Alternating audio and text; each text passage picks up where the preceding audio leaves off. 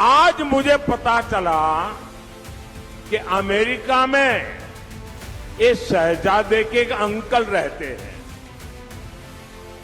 ये शहजादे के अंकल, ये शहजादे के फिलोसोफर एंड गाइड अंकल ने बड़ा रहस्य खोला है। उसने कहा है कि जिनका चमड़ी का रंग काला होता है, ये सब अफ्रीका के हैं। ये देश को कहां ले जाएंगे?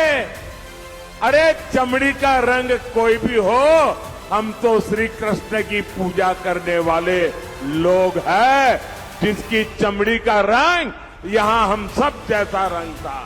షెడ్యూల్డ్ తరగతులు ఎస్టీలు అదే విధంగా బీసీ సమాజానికి మోసం చేయడము బుజ్జగింపు రాజకీయాలే బీఆర్ఎస్ యొక్క రాజకీయాలు.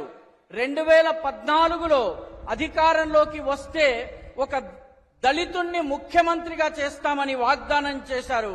కానీ ఈ ముఖ్యమంత్రి ఎవరయ్యారు? బీఆర్ఎస్ దళిత బంధు స్కీమ్ పేరిట కూడా మిమ్మల్ని, మీ నమ్మకాన్ని వమ్ము చేసింది. అంతేకాదు, ఇదే బీఆర్ఎస్ ఇదే బుజ్జగింపు రాజకీయాల్లో భాగంగా, మైనారిటీ బుజ్జగింపు రాజకీయాల్లో భాగంగా ముందుకు వెళుతూ కేవలం ముస్లిముల కోసము ఐటీ పార్కులను ఏర్పాటు చేస్తామని కూడా ప్రకటించింది. ये हमारा कल्चर देखिए, हमें 14 में आपने सेवा करने का मौका दिया तो हमने सबसे पहले राष्ट्रपति बनाए रामनाथ कोविंद जी, एक दलित को।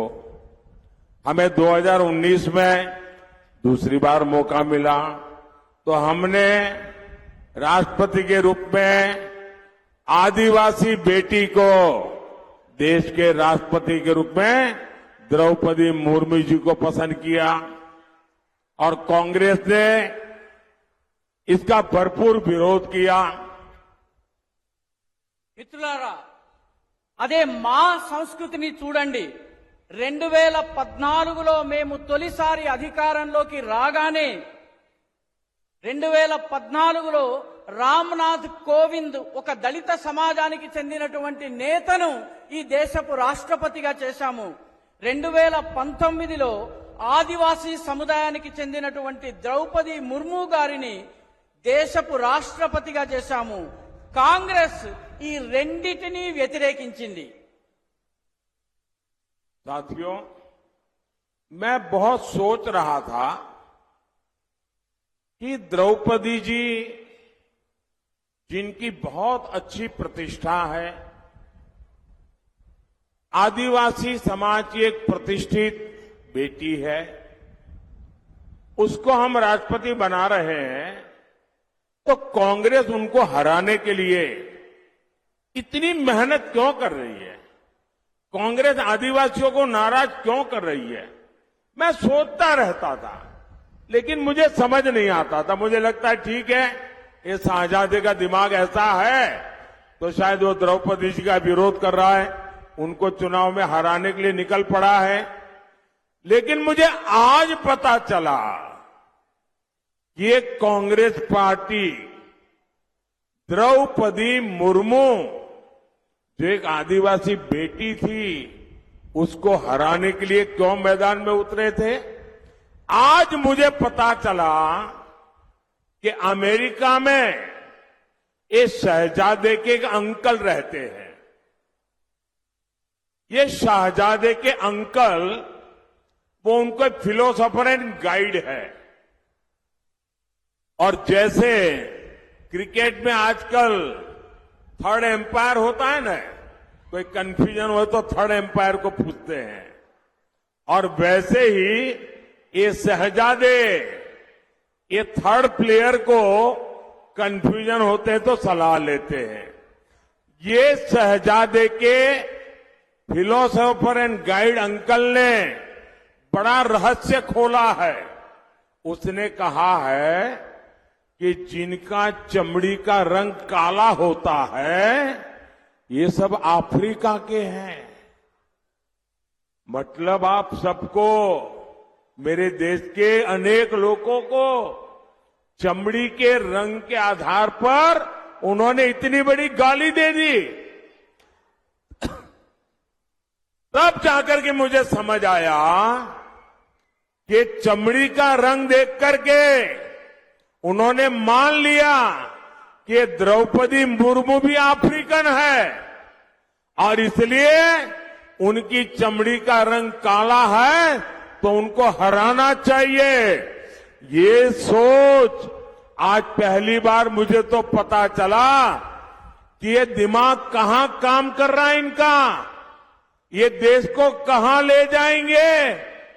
अरे चमड़ी का रंग कोई भी हो, हम तो श्री कृष्ण की पूजा करने वाले लोग हैं, जिसकी चमड़ी का रंग यहां हम सब जैसा रंग था। మిత్రులారా, నేను చాలా ఆలోచించాను. ద్రౌపది ముర్ము గారిని ఇంత సుప్రతిష్ఠితమైనటువంటి ఆదివాసీ సముదాయానికి చెందినటువంటి ద్రౌపది ముర్ము గారిని కాంగ్రెస్ పార్టీ ఇంత తీవ్రంగా ఎందుకు వ్యతిరేకించింది? మొత్తము ఆదివాసీ సముదాయపు వ్యతిరేకత వచ్చినా కూడా లెక్క చేయకుండా ఆమెను ఎందుకు వ్యతిరేకించింది అన్నది ఎంత ఆలోచించినా అర్థం కాలేదు. చివరికి నాకు ఇప్పుడు అర్థమవుతున్నది ఏమిటంటే, ద్రౌపది ముర్ము గారి చర్మపు రంగు నలుపు. ఇక్కడ ఉన్నటువంటి రాజకుమారుడికి అమెరికాలో ఒక ఫ్రెండ్, ఫిలాసఫర్, గైడ్ అంటే మిత్రుడు, సఖుడు, మార్గదర్శి ఉన్నారు. ఆయన ఈ అంకుల్ ఎవరైతే అమెరికాలో ఉన్నారో ఆయన ఈ మధ్య ఒక మాట చెప్పారు.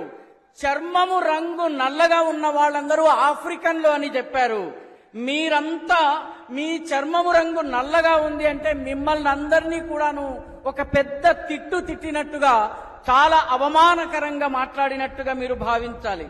నాకు అర్థమైందప్పుడు చర్మము రంగుని బట్టి ద్రౌపది ముర్ము గారిని కూడా ఆఫ్రికన్ అని ఆయన భావించారు. అందుకే ఓడించాలని చెప్పి ఆయన బోధించారు.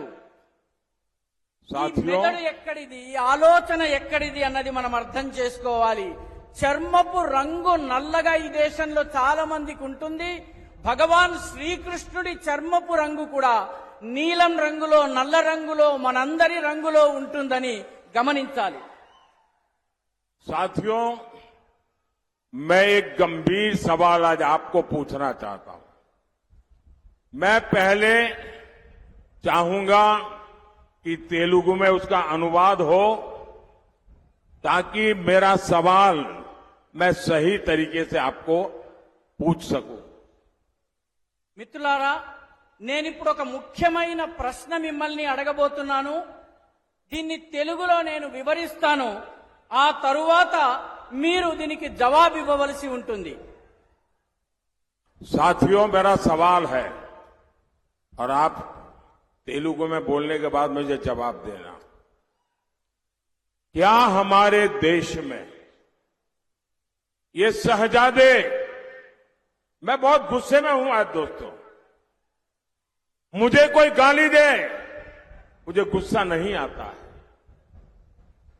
मैं सहन कर लेता हूं, लेकिन आज शहजादे के फिलोसोफर ने इतनी बड़ी गाली दी है जिसने मुझ में गुस्सा भर दिया है. कोई मुझे बताइए, क्या मेरे देश में चमड़ी के रंग के आधार पर लोगों की योग्यता तय होगी?